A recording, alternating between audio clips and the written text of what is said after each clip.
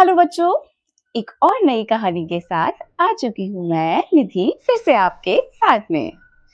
तो अकबर और बीरबल के बारे में तो आपने सुना ही होगा कि किस तरह अकबर अपने सवाल पूछते हैं और बीरबल उसी चतुराई के साथ में हमेशा जवाब देते थे।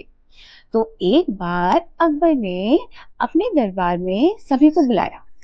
उन्होंने कहा, देखो मेरे 3 प्रश्न हैं। जो भी इन तीनों प्रश्नों का जवाब मुझको देगा, मैं उन्हें मनचाहा पुरस्कार दूंगा।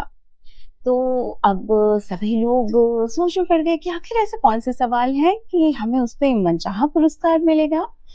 तो अकबर ने पूछा कि पहले चीज, ऐसी कौन सी चीज है जो अभी भी है और बाद में भी होगी। दूसरी, ऐसी कौन सी चीज है जो अभी तो है पर बाद में नहीं होगी। और तीसरा और अंतिम सवाल कि जो ना अभी है और ना ही बाद में होगी। तो अब सभी लोग चकित हैं, सभी लोग सोच में डूबे हुए हैं कि आखिर ऐसी कौन सी चीज है। तो सबसे पहले आए बीरबल।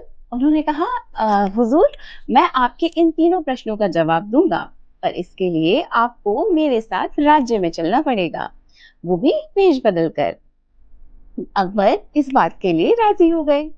अब बीरबल ने कहा कि चलिए हम लोग पहले इस दुकान के में वाले के पास चलते हैं।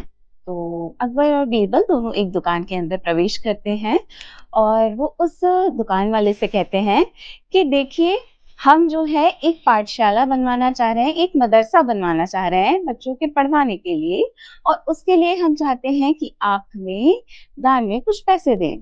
तो दुकान वाला कहता है, आप लोग तो ये बहुत ही नेक काम कर रहे हैं और इस काम के लिए तो मैं आपको जरूर से मदद करूंगा।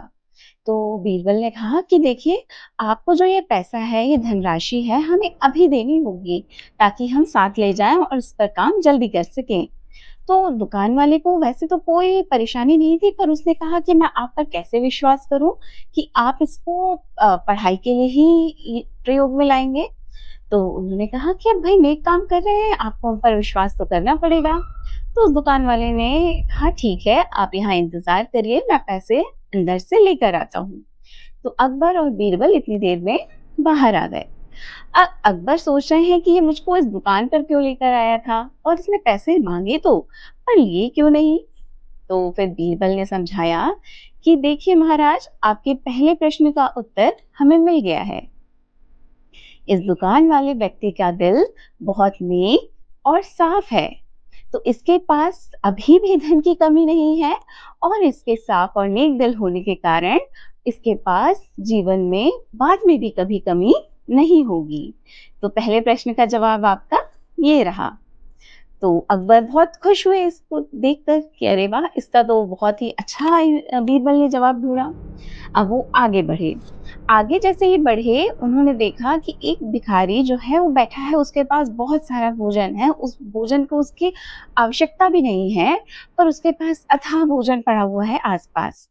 तो अब अकबर और बीरबल जाते हैं, वो कहते हैं, भाई तुम्हारे पास इतना खाना पड़ा हुआ है, थोड़ा खाना हमको भी दे दो, हमको बहुत भूख लगी है। तो फिर उसने कहा, अरे जाओ जाओ यहाँ से, मेरे पास कोई खाना नहीं है, मैं तुम्हें कोई खाना नहीं दे सकता, ये सब मेरा है और मैं ये किसी के साथ नहीं बांटूंगा। तो अब दोनों ने देखा कि वो व्यर्थ ही जा रहा है, पर वो देना नहीं चाह रहा है। तो बीरबल ने कहा, देखिए हुजूर, ये रहा आपके प्रश्न का दूसरे जवाब कि इसके पास, इस व्यक्ति के पास भोजन अभी तो है, पर इसके हृदय में खोट होने के कारण, इसका दिल काला होने के कारण और इसमें बिल्कुल भी दयालुता का भाव ना होने के कारण इसको आगे कभी जीवन में भोजन इतना आसानी से नहीं मिलेगा। तो ये भोजन इसके पास अभी तो है, पर बाद में नहीं होगा। तो अकबर इस बात से भी बहुत खुश हुए कि वाह, इसने बहुत अच्छा जवाब ढूंढकर मुझको दिया है। अब आती है बारी तीसरे और अंतिम प्रश्न की। तो अकबर ने बीरबल से कहा कि आपने मुझको ये 2 जवाब तो बहुत अच्छे दिए हैं, अब जरा मेरे तीसरे प्रश्न का उत्तर मुझे खोज के बताइए। तो दोनों लोग आगे बढ़े और फिर उन्होंने देखा कि एक मुनिवर एक पेड़ के नीचे ध्यान लगाए बैठे हुए हैं और अपने ध्यान में खोए हुए हैं। तो उन्होंने जाकर मुनिवर के पैरों में जाके बहुत सारी धनराशि रख दी। अब मुनिवर की जैसे ही आंखें खुली, उन्होंने कहा, अरे तुम लोग ये क्या कर रहे हो? मुझे इस धन की कोई आवश्यकता नहीं है। मैं धन, मोह, माया, परिवार सब छोड़कर ही इसी साधना में लगा हुआ हूँ और मुझे इसके धन की कोई आवश्यकता नहीं है। जाओ, इसे मेरे पास से ले जाओ। तो फिर उन दोनों ने वो धनराशि उठा ली। तो बीरबल ने कहा, देखिए हुजूर, इनके पास ना धन अभी है और ना कभी होगा, क्योंकि इनका जो उद्देश्य है वो कभी धन का है ही नहीं। उनका उद्देश्य है सिर्फ ज्ञान और मन की शांति का। तो ना इनके पास पैसा अभी है और ना कभी भविष्य में होगा।